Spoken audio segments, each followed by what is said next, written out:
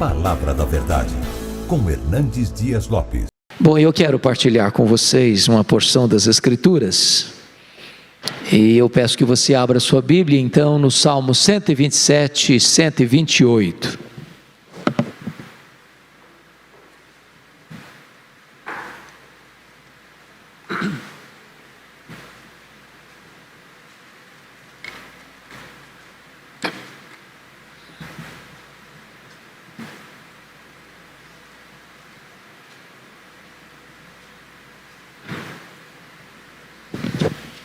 Estou vindo de uma jornada hoje desde 3:30 da manhã, em Araguari, interior de Minas, passando por Uberlândia, Belo Horizonte, chegando em São Paulo às 10 da manhã, seguindo imediatamente para Campinas, para gravar.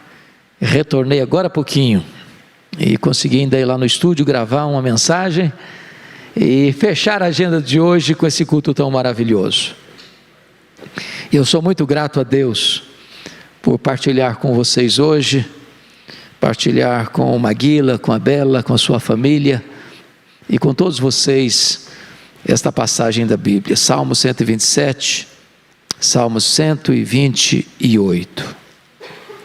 E esse texto diz o seguinte: se o Senhor não edificar a casa, em vão trabalham os que edificam.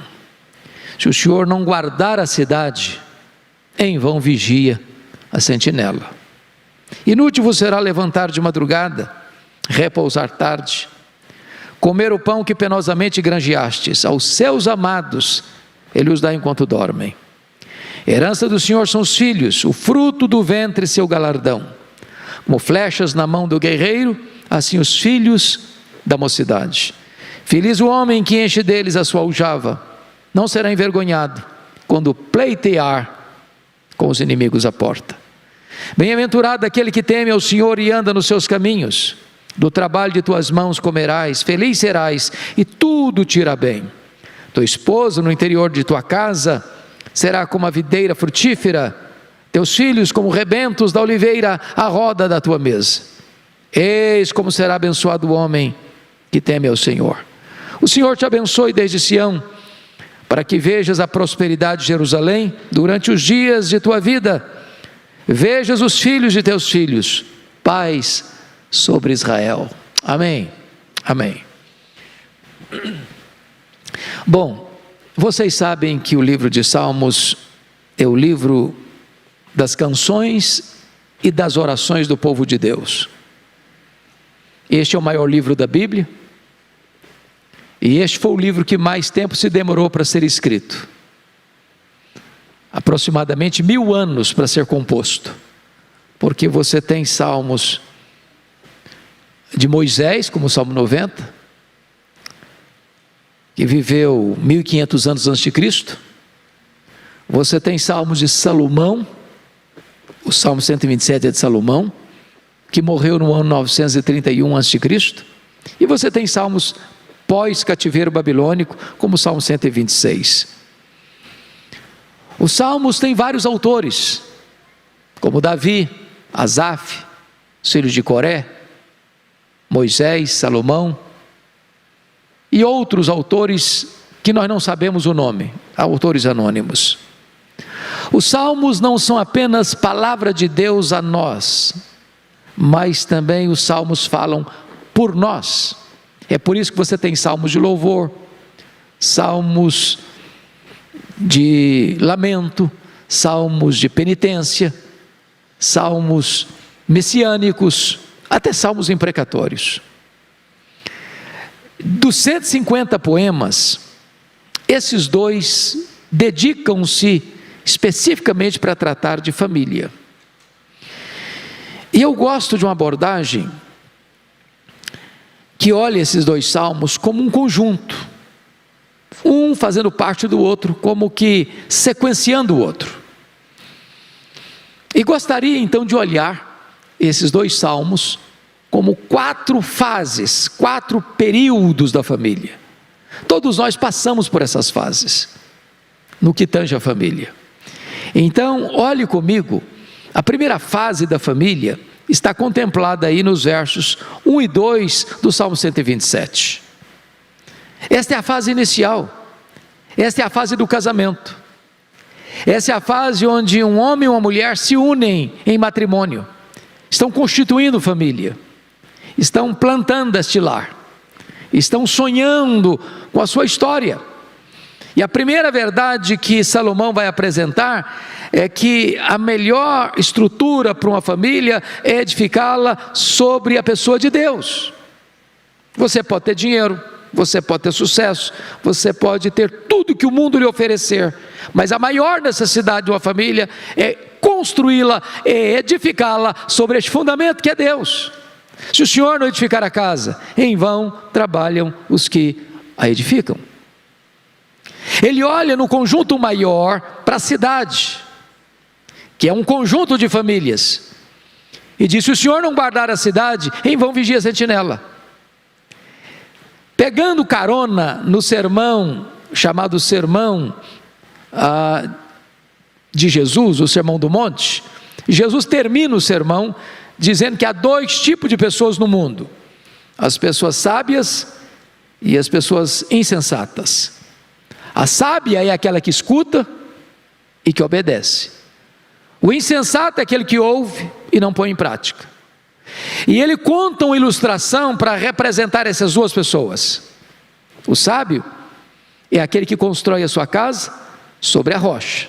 O insensato é aquele que constrói a sua casa sobre a areia.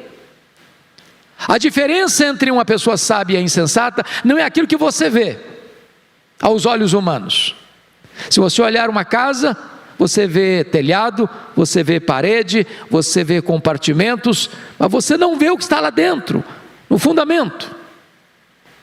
Só a tempestade revela isso, porque as circunstâncias que acontecem na vida de uma pessoa que conhece a Deus, para uma pessoa que não conhece a Deus, é a mesma. Cai a mesma chuva no telhado, sopra o mesmo vento na parede, bate o mesmo rio no alicerce, uma casa fica em pé, a outra desaba. Então a primeira verdade que o salmista está mostrando para nós é que se nós queremos uma família bem-aventurada, nós precisamos edificá-la sobre Deus. Se o Senhor não edificar a casa, em vão trabalham os que edificam. Mas o verso 2 diz algo interessante. Todo casal, quando casa, via de regra, a não ser que nasça num berço de ouro, que já nasça com bens legado pelos pais, ele começa a pensar no seu patrimônio, em construir sua vida, em trabalhar, em fazer o seu pé de meia. E muitas vezes o casal, no começo, pode cometer um grande erro, de se dedicar tanto ao trabalho, e se envolver tanto com o trabalho, pensando no futuro, na sua estabilidade financeira, que perca de vista as prioridades da vida. Olha o verso 2: inútil vos será levantar de madrugada, repousar tarde, comer o pão que penosamente granjeastes, aos seus amados ele o dá enquanto dormem. O que é que o texto está dizendo? Busque as primeiras coisas primeiro, porque se você colocar dinheiro no lugar de Deus, e colocar dinheiro no lugar do cônjuge, você vai trabalhar demais, você vai correr demais, você não vai ter tempo, você vai levantar de madrugada, você vai dormir tarde, você vai comer apressadamente o seu pão, esquecendo de uma verdade elementar: aos seus amados Deus o dá enquanto dormem. Quem abençoa é Deus, quem dá prosperidade é Deus, quem abre portas é Deus, quem dá inteligência é Deus, quem dá estratégias é Deus, quem leva você para frente é Deus. Então bote Deus em primeiro lugar na sua vida, na sua agenda, no seu casamento, na sua família, e as coisas vão acontecer. Ele é o protetor da família e Ele é o abençoador da família para que ela encontre prosperidade. Essa é a primeira fase, a fase do casamento. Mas vem a segunda fase da família, é a fase da chegada dos filhos. Confira comigo o versículo 3 até o 5. E aí ele começa a trazer algumas imagens para nós. A herança do Senhor são os filhos, o fruto do ventre, o seu galardão. Primeira coisa, e aqui como casal que apresentou suas filhas hoje para o batismo, me permita dizer isso: Maguila e Bela, a Vitória e a Estela são o maior presente de Deus para vocês. Mais do que uma casa, mais do que uma propriedade, mais do que um carro, mais do que as viagens, mais do que tudo que vocês já viram e conheceram e experimentaram. A maior dádiva de Deus nesta vida para vocês, depois da salvação em Jesus, são essas duas meninas. Os nossos filhos são a herança de Deus. Herança é aquilo que você recebe para cuidar. Os nossos filhos são a herança de Deus. Mas saber que os nossos filhos são a herança de Deus dentro da doutrina do pacto, é saber que estas crianças, esses filhos estão debaixo da bênção de Deus, das promessas de Deus, da salvação de Deus, do cuidado de Deus, porque Deus prometeu ser o nosso Deus e o Deus dos nossos filhos de geração em geração. Como dar descanso para os pais esta verdade? Porque às vezes os filhos podem ter também suas lutas, seus dissabores, seus dilemas, e você nunca vai abrir mão desta verdade. Meus filhos, minhas filhas são herança de Deus, são propriedade de Deus.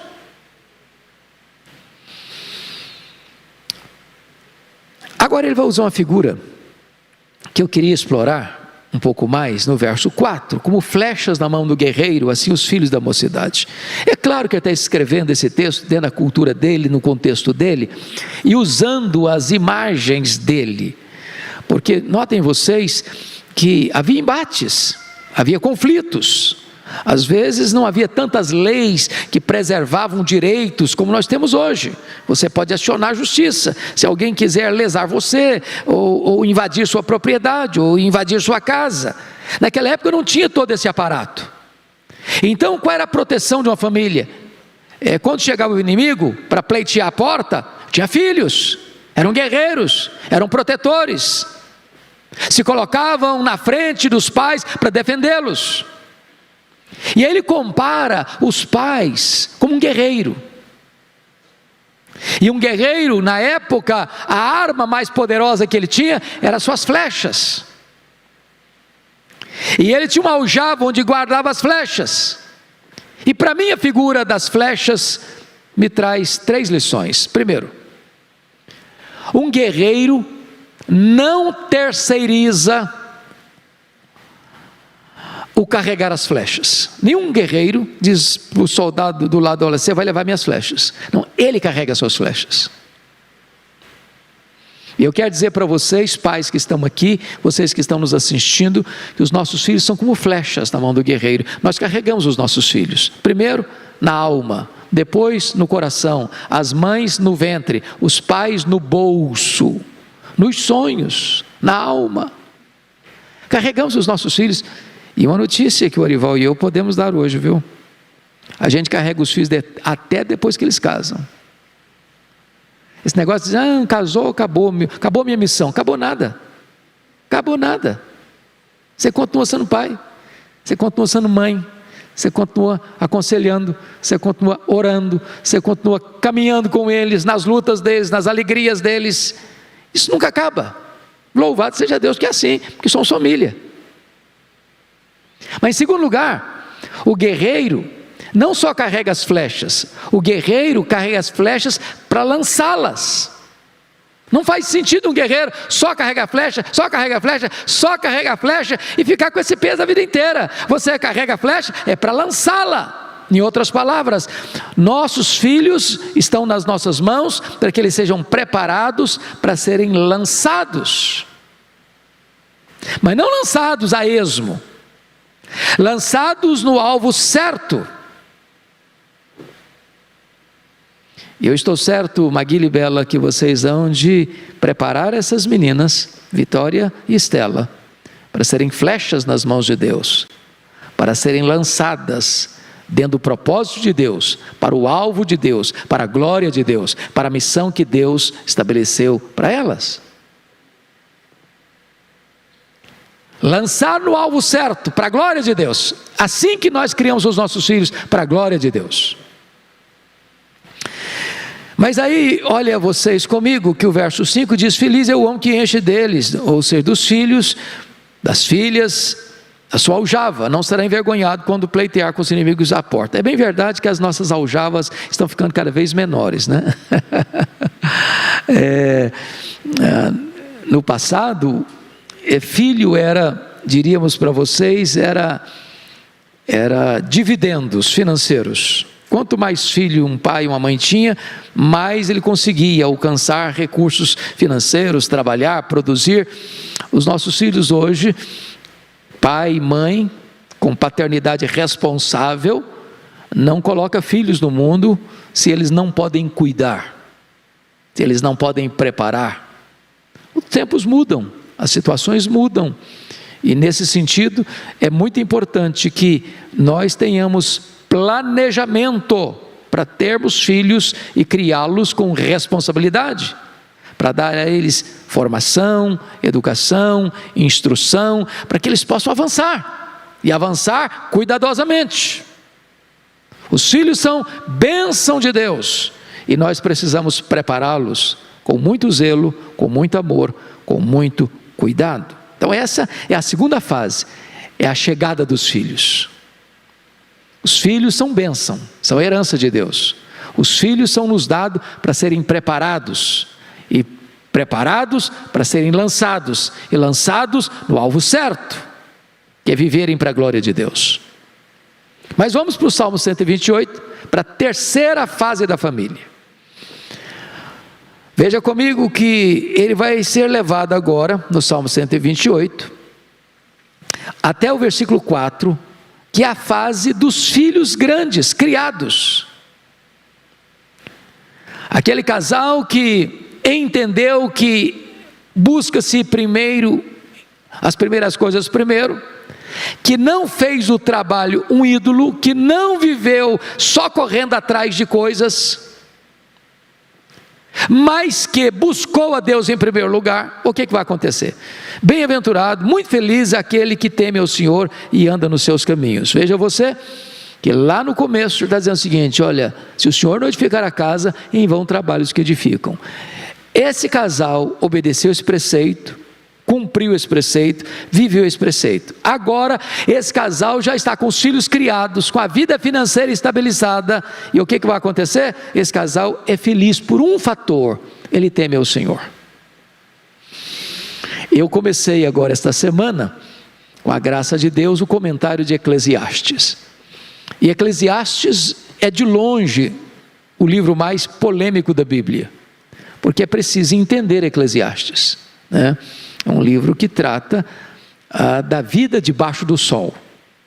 E a vida debaixo do sol é tudo aquilo que você faz. E Salomão, que tinha sido o camarada mais rico da sua geração e mais sábio da sua geração, ele vai dizer que ele buscou a felicidade em tudo debaixo do sol. Buscou na bebida, buscou na riqueza, buscou nos prazeres, buscou na fama, buscou no trabalho, buscou nas realizações, buscou em escrever, em tantos provérbios, e buscou, e buscou, e buscou, e buscou, e buscou, e debaixo do sol, ele diz: olha gente, tudo que eu pus a mão, tudo que eu joguei para dentro do meu coração, não satisfez a minha vida. Bolha de sabão, vaidade. E ele vai dizer uma coisa importantíssima: a vida, o significado da vida não está nas coisas que você faz debaixo do sol, mas naquilo que está acima do sol. E ele vai concluir esta obra incrível, o livro de Eclesiastes, dizendo o seguinte: você quer saber de uma coisa? A suma de tudo, de tudo, de tudo é isto: temer a Deus e guardar os seus mandamentos. Então, qual é o homem feliz? Qual é a mulher feliz? Qual é o homem bem-aventurado? Qual é a mulher bem-aventurada? É aquele que teme ao Senhor. Temer ao Senhor é o segredo da vida. Aliás, é o único freio moral que pode livrar os nossos pés da queda, o nosso coração da soberba, é temer a Deus. O que esse casal vai ter? Olha aí, versículo 2: do trabalho de tuas mãos comerás, feliz serás, e tudo te irá bem. Em outras palavras, não há aqui uma vírgula sequer de qualquer atitude que não seja lícita.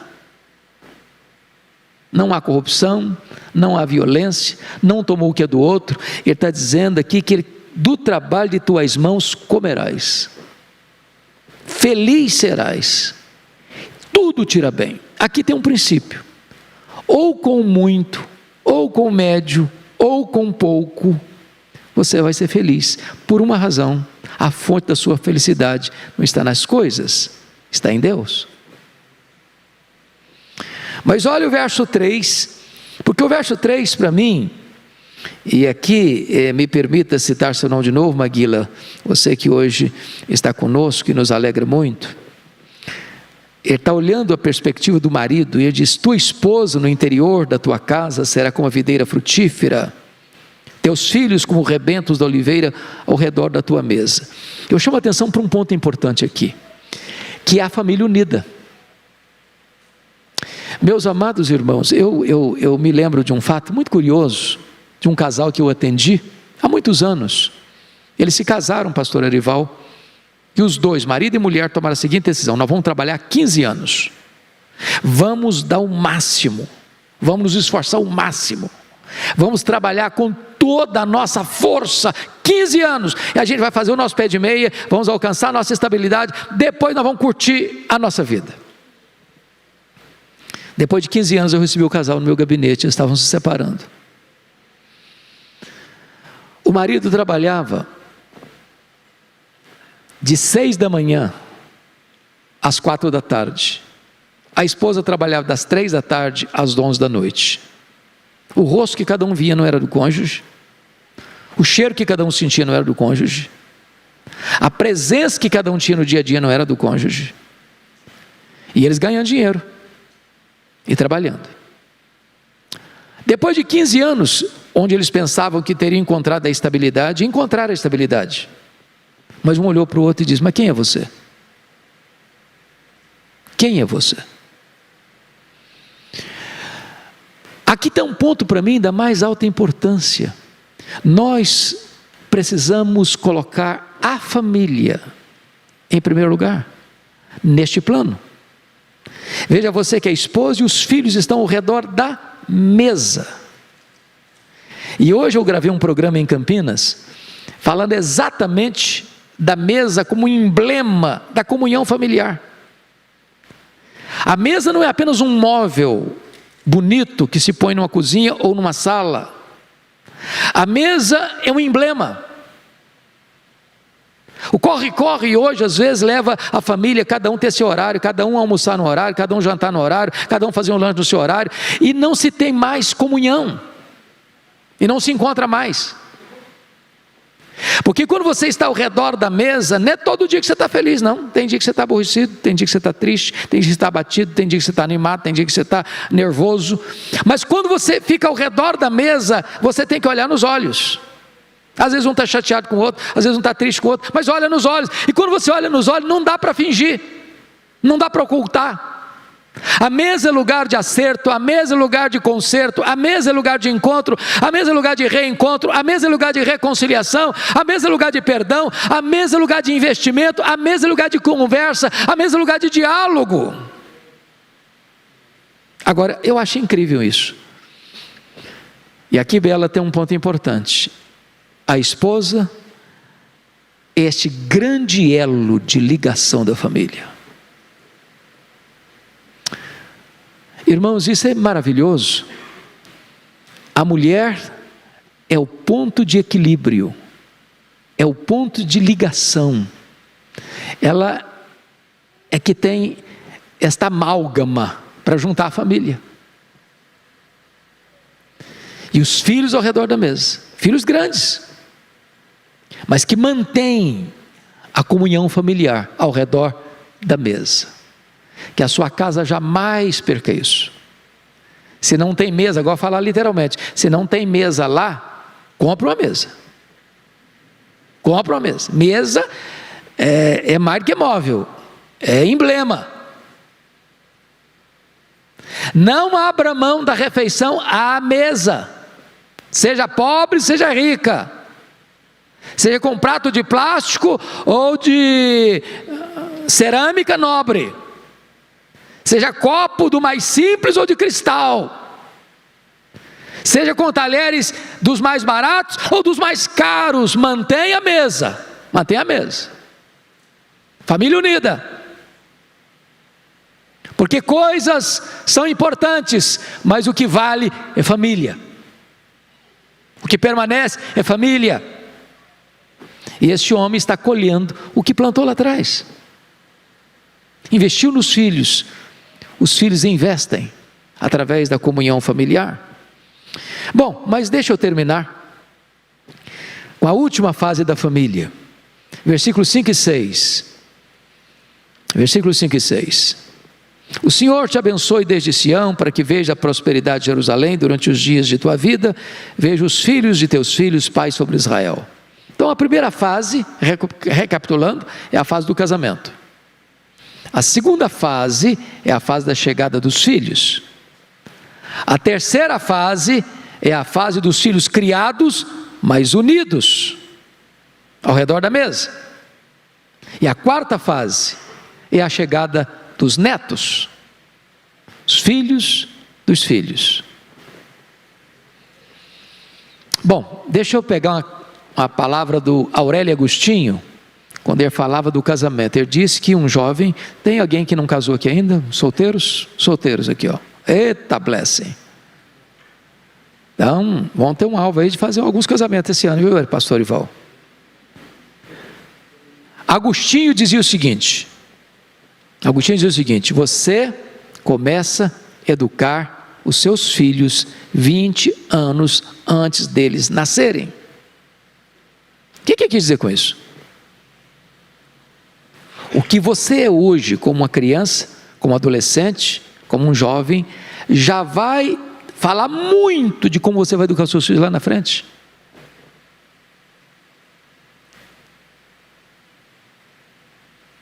Então, quem tem filhos pequenos, já comece a pensar lá na frente, com quem seus filhos vão se casar. Comece a orar por isso. Comece a colocar essa causa nas mãos de Deus. Nota de rodapé. Vocês pais, eu e Erival já estão com uma missão mais ou menos cumprida, né? Mais ou menos, não está cumprida não. Continua.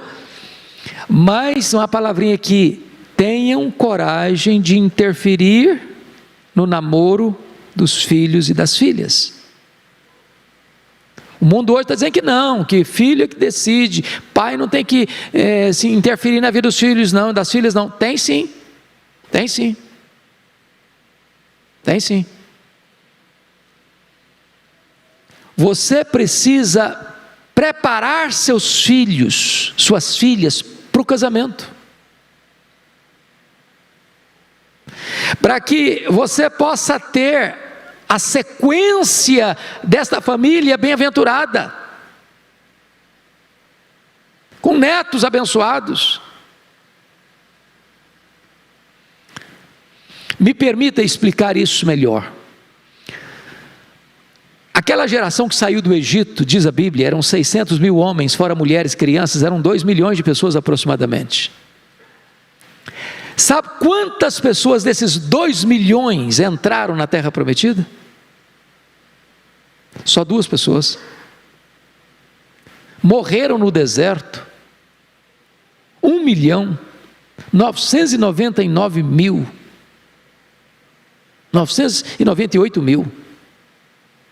Só entraram 2 pessoas. Toda a geração que entrou na terra prometida tinha de 40 anos para baixo, exceto Josué e Calebe, os que entraram.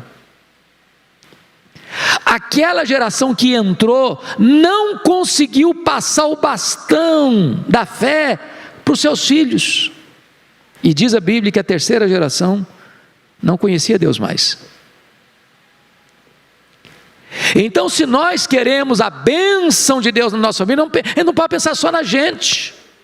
A gente pensa nos filhos, Pensa e ora para que esses filhos se casem e se casem bem, construam boas famílias, famílias boas, estruturadas, crentes, fiéis, para que tenham filhos crentes, fiéis, para que tenham bisnetos crentes e fiéis, para que a terceira, a quarta, a 10ª, a 1000ª geração conheça a Deus.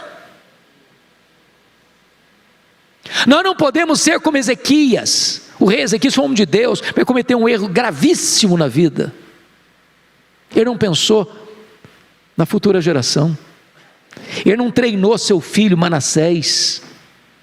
Manassés nasceu 3 anos depois que ele foi curado. Um milagre. Ele devia pegar aquele menino que era o herdeiro do trono: meu filho, eu vou ensinar você, eu vou andar com você, eu vou discipular você, eu vou instruir você, eu não vou abrir mão da sua vida, aquilo que eu creio eu vou passar para você, para que você creia, para que você conheça a Deus. No dia que o profeta confrontou o rei Ezequias sobre as tragédias que seriam chegadas à família dele, à nação dele, ele disse assim: boa essa palavra, pelo menos eu terei paz nos meus dias. Depois que eu morrer, eu não estou nem aí. Depois que eu for embora, não interessa o que vai acontecer com a minha família, não. Eu quero encorajar todos vocês aqui a nós não abrirmos mão dos nossos filhos, dos nossos netos, dos nossos bisnetos, daqueles que ainda vão nascer, para que eles conheçam a Deus e andem com Deus, para que através dos nossos filhos, netos, bisnetos e outras gerações, aconteça o que está escrito aqui: veja os filhos de teus filhos, paz sobre Israel. Que a nossa família contribua para a nossa nação, para que a nossa nação seja uma nação de paz e de prosperidade. Esta é a palavra shalom, paz e prosperidade. Que Deus nos abençoe. Deus abençoe você, Maguila. Que Deus abençoe você, Bela. Que Deus abençoe a Vitória, a Estela. Que Deus abençoe você que veio aqui hoje. Que Deus abençoe você que está nos acompanhando.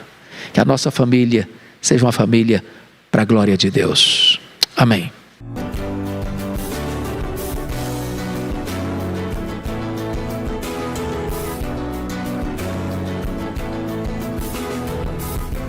Palavra da Verdade, com Hernandes Dias Lopes.